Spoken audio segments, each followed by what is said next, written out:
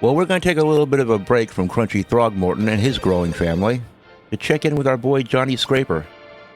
He needs 2 friends for his promotion, and today's a perfect day to get 2 more friends because it's his day off. I think he'll walk on down to the Hills Community Center where Marcel's gravestone is. They're just going to hang out for a bit. Maybe they'll become friends. Very good. He's got 8 friends. That's what he needs for his promotion. And Johnny's a pretty charming guy. Oh, but you can't kiss her. She won't let me kiss her hand. What's going on? Well, a peck on the cheek's okay. You're going to catch a cold wearing that little swimsuit out in the snow. Well, that's one way to say goodbye to her. He's got all the friends he needs. There's no reason why he shouldn't get a promotion today. Other than the fact that he's an imposter. Johnny is requested by Sim State University's meteorology and sociology departments to lecture on the growing complexity of weather control devices and the ethical and moral consequences of using the machines for its When Lightning and Ethics Collide lecture series. The presentation moves along at a fine pace, with facts and opinions from both sides of the argument being presented. At the conclusion, Johnny opens the floor to questions, when a rather smarmy-looking graduate student in the front row asks, "What do you think?"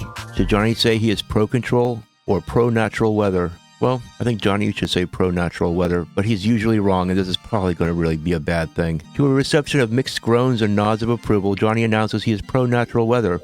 When asked why, Johnny calmly explains his fears about how, in the wrong hands, the weather control device could be a devastating force from which the world may never recover. With acceptance from the majority of the crowd and even respect from the pro-control opposition, Johnny leaves the podium to a standing ovation. The university calls Johnny on his way home and requests he return. He is the best speaker they've had in years. With several more speaking engagements arranged, Johnny returns home with an unexpected bonus of 2,460 simoleons. Wow, Johnny's luck has turned around. Finally, a right decision. But will he get the promotion? I guess we'll find out.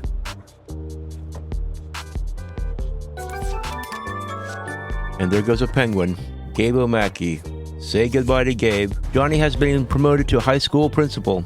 High school principal, how about that? And he brought in some money, so now he's got almost $15,000. Johnny is moving up in the world. He's thinking that maybe he doesn't have to worry so much about aging if he would just become a vampire.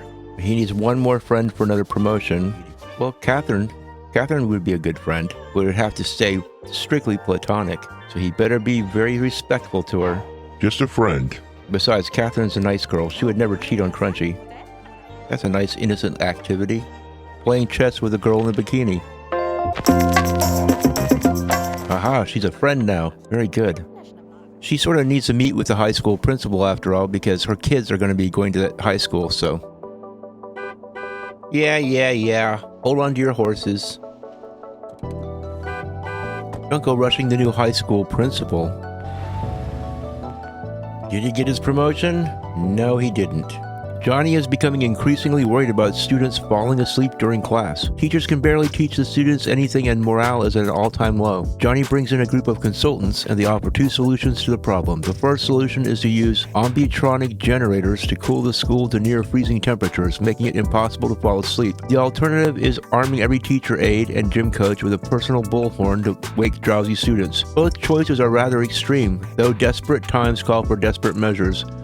Which plan should Johnny implement? We're going to go for bullhorns. Johnny decides it will be noise or nothing to keep the students awake. The teachers love the idea and Johnny is quick to encourage creativity. It isn't long before the teachers cast aside their bullhorns in favor of steel drums, trombones, grandfather clocks on wheels, and remote control cars with horns that play La Cucaracha. The students, not wanting to miss out on the fun, quickly form several musical groups. Surprisingly, the school becomes known as the best music school in the district, and Johnny is invited by the local college to join their staff as a senior professor. Johnny has been promoted. Wow, he keeps making good decisions. Johnny has been promoted to college senior professor. Wow. He needs a logic and 2 cleaning points and 2 more friends. He's making almost $2,000 a day now. But Johnny Scraper's got a whole bunch of money. Maybe we could do something a little bit special for him. We make a little greenhouse, because it's always winter around here. Let's make a little greenhouse for him and put some plants in there.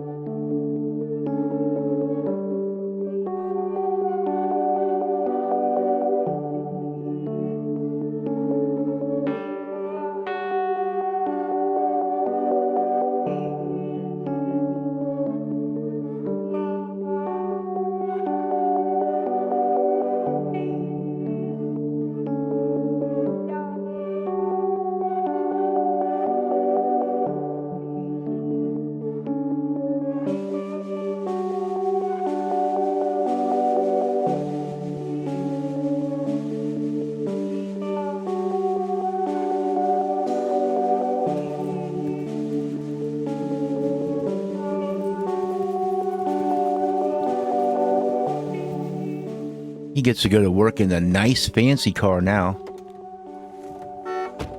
Because he's a college senior professor. But he's not like the other college senior professors. He isn't brainwashing children into becoming Marxists. He's just teaching a course. Our Johnny is not one of those disgusting scumbags. It's time that Johnny hires a maid. We can hire a gardener too. Johnny's making some money. He can afford a gardener and a maid. In fact, we could beautify the place up by getting some shrubbery. I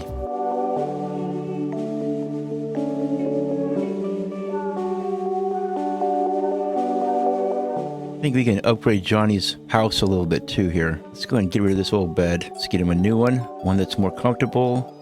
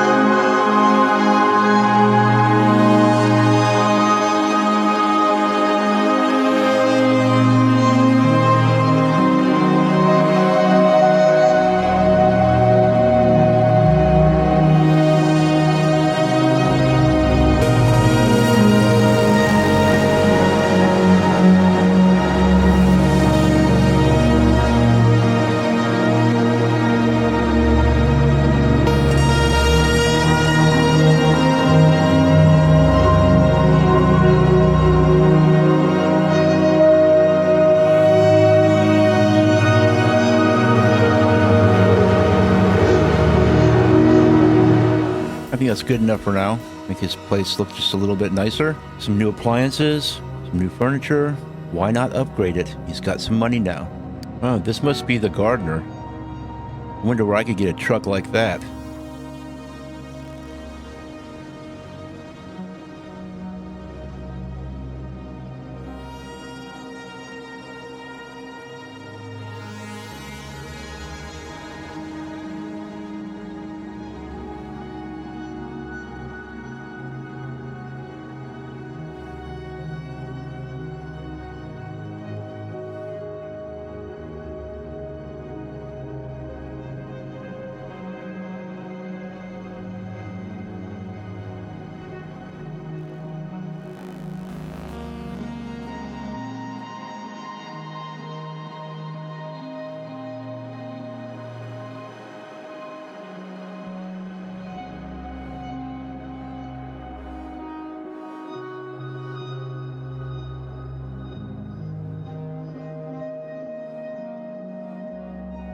I hire a gardener and look at my plants. My plants are not doing good, and I have a gardener. What's the point? I'm going to fire my gardener because my tomato plants are not looking good. I'm going to have to wake up and I'm going to tend to my guys. I think we're going to do something here for Johnny.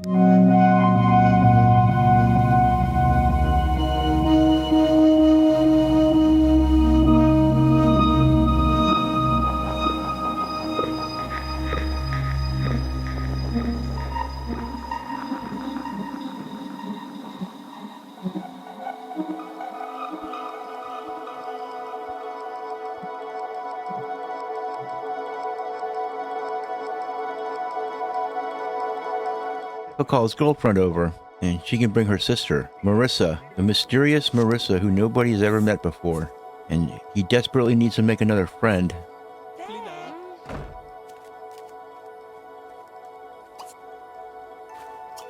Maybe if he serves some dinner for them, they'll be happy.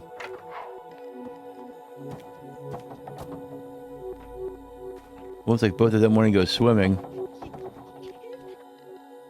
Too much of a chicken to dive into using the diving board, huh?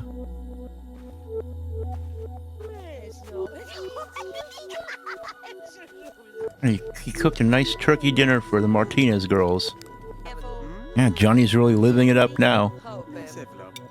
Got two beautiful Mexican women over for dinner. The Martinez sisters. But he needs to work on Maria's sister, Marissa. Because he needs another friend for his job.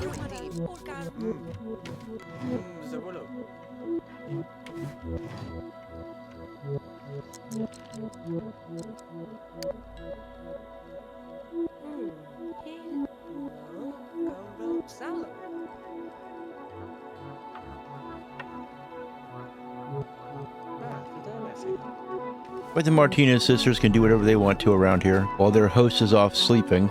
I think we'll send Johnny up here to stargaze. Now there's a chance that he might get abducted by aliens and be impregnated with an alien baby, which would be pretty weird. Now we don't necessarily want that to happen to Johnny, but he's getting older and he doesn't have a wife and children, so this might be an option for him. Oh boy, here we go again. Johnny could really use the grant money offered with the London Scholarship for immense brains, but he hasn't published a paper in quite some time. There are a few topics of interest about which to write, most notably the effects of vegetables on the sim physique and frostbite, a world without toes. Both subjects are quite compelling and will make excellent papers, so it isn't an easy decision. What subject should Johnny write about to win the London Scholarship? The effect of vegetables. Eating healthy and sim well-being are huge topics throughout the community, which makes the effects of vegetables on the sim physique the obvious choice for Johnny's paper. After hours of detailed research, Johnny feels he has enough material to present a fantastic paper. Unfortunately, Donald Summersby, another talented professor vying for the grant, presents his paper, Celery and You, How Peanut Butter Will Change Your Life. To greater acclaim, Johnny never had a chance against the deliciousness of celery combined with peanut butter. Worse, he has been demoted to high school principal for failing to win the grant. Once again, Johnny's luck. Just what it has always been. Well, Johnny's back to being a high school principal. Well, so much for my tomato plants. I'm going to fire my gardener. I guess he comes over and he trims the hedges, but he doesn't really do much else. What a terrible gardener.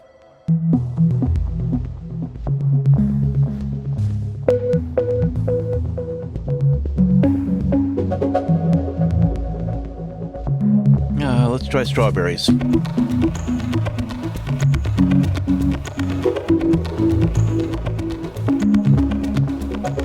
Well, Johnny's quality of life has definitely improved. He has some new hobbies, he's gotten promoted, he's gotten demoted. But remember, he started with absolutely nothing. And he's gotten this far. So join us next time to see what Johnny Scraper advances to next. Maybe he'll finally get his lifelong want, which is to become an education minister. For some reason, he wants that more than anything, and hopefully he can do it before he becomes an old geezer. And will he find some way of passing his genes on to the next generation? We will see. Of course, I don't know how I'm going to do it without him getting married to somebody, unless, of course, he gets impregnated with an alien, or becomes a vampire and then he doesn't die, and he keeps on going. Maybe that's a ticket. Maybe in the next episode, Johnny will try his very best to become a vampire. It might make things difficult, though, seeing as how he has a day job. I mean, he might burn up in the sun. I don't know how that's going to work. Maybe after he achieves his lifetime goal, he can become a vampire.